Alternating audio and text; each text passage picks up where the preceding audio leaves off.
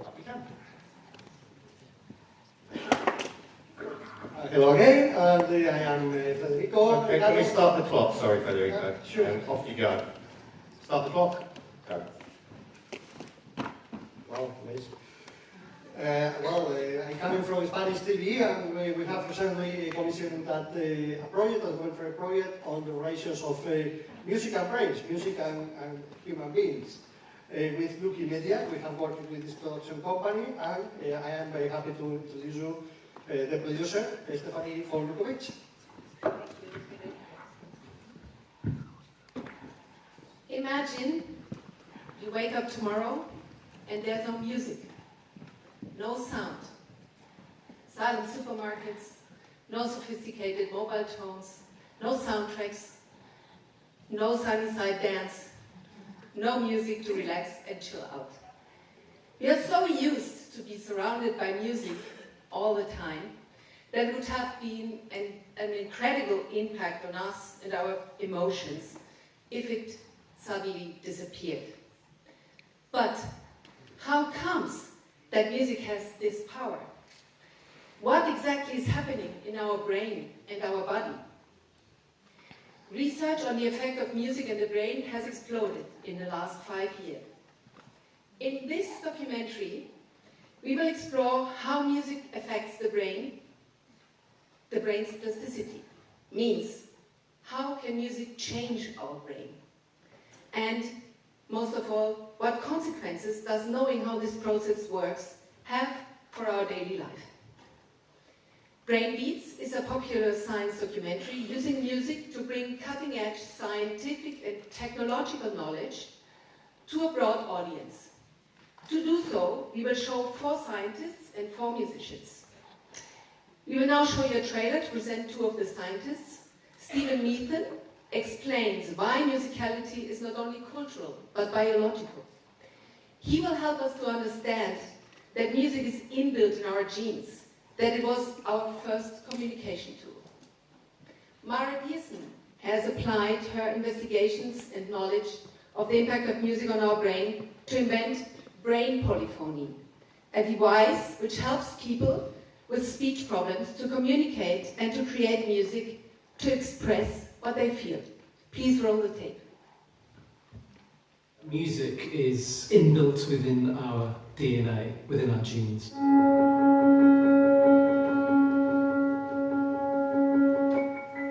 You know, we see it when babies, when they're really first born, they respond to musicality, long before they're responding to language.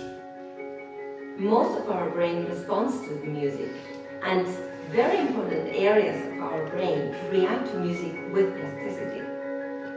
So Brain Polyphony is a project in which we are translating the bioelectrical activity in the brain into sounds, and one part of this project is to provide people with different disabilities the opportunity to create music through emotions.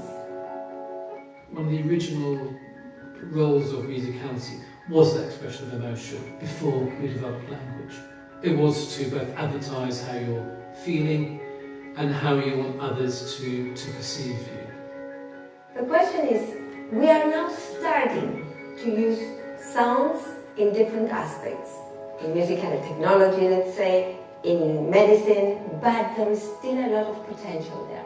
And once we are able to really translate all the knowledge that we are gathering, it will be a revolution.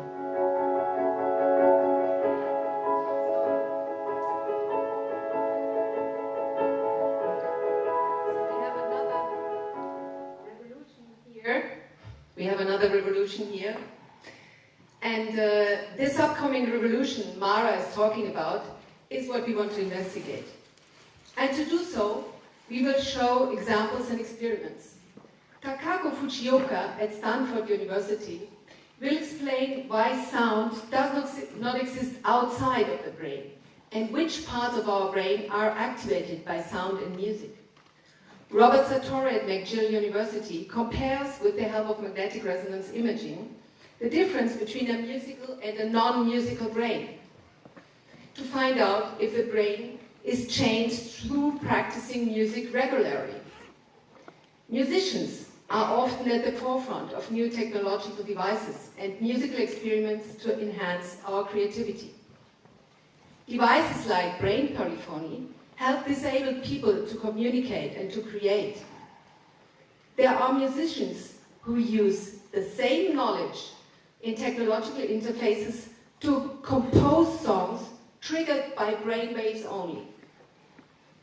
That's why we went to SONAR, the Festival and Conference of Advanced Music, where these innovations can be seen. We met Brian Eno, Alva Noto, and Matt Dryhurst to see how they are playing with people's perceptions of their music. The real revolution will come when we apply all this scientific and musical knowledge for social benefits and to better understand how our sound environment can affect us, for better or worse. Brian Eno has experimented with different ambient musics in airports to make people feel in harmony with their surroundings. Alva Noto plays frequencies to find out which one make the sound environment more relaxing or disturbing. Matt Dryhurst is collaborating in a project of how the future electric cars may sound. These are just some examples to show that we are heading a future in which the sonic environment will become much more important than it is today. Today we live in a more visual world, but for our well-being, the sonic environment is much more important than we think. Some examples to better our future through this knowledge are green blank walls to absorb high frequencies which disturb us for the use of ambient music to relax us in public places, and much more. As Mara Dearson says, there is a lot of potential, and when we start translating and applying this knowledge, it will be a revolution for mental health, for our creativity, and for our daily life. Brain Beats already counts with the participation of TVE and ZDF artists. We are here to see pre-sales and collaborations, either for the 52 minutes version or for an enhanced immersive experience in binaural sound with headphones. Thank you very much. Very nice.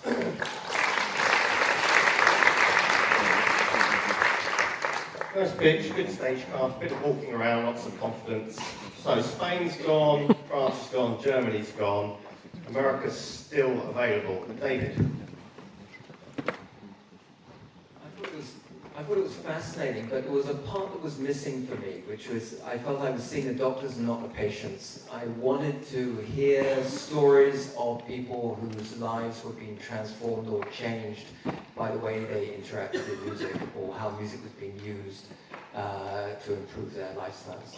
Yes, thank you. You're absolutely right, and we will see it in the documentary. You've just done 2 research trips with the 2 scientists and the shooting at SONAR. So we are in this phase, and we have not been shooting yet, but definitely they will be in the documentary. Thank you for the remark. So planets work, plants sometimes don't work. Does the brain work for American television? Well, I can't speak for all of American television, that's for sure. I can only speak for Nova. Yeah, why not, if I wanted to be honest. And actually, it's really hard to understand. The biological sciences in general and medicine, and even the brain, do not actually work as well for Nova as we would like them to. So while this seems like a very fascinating film, and I would certainly like to know more, I start off with hesitancy because the brain is not a topic that our largely male viewers like to think about. Who knows why? Thank you.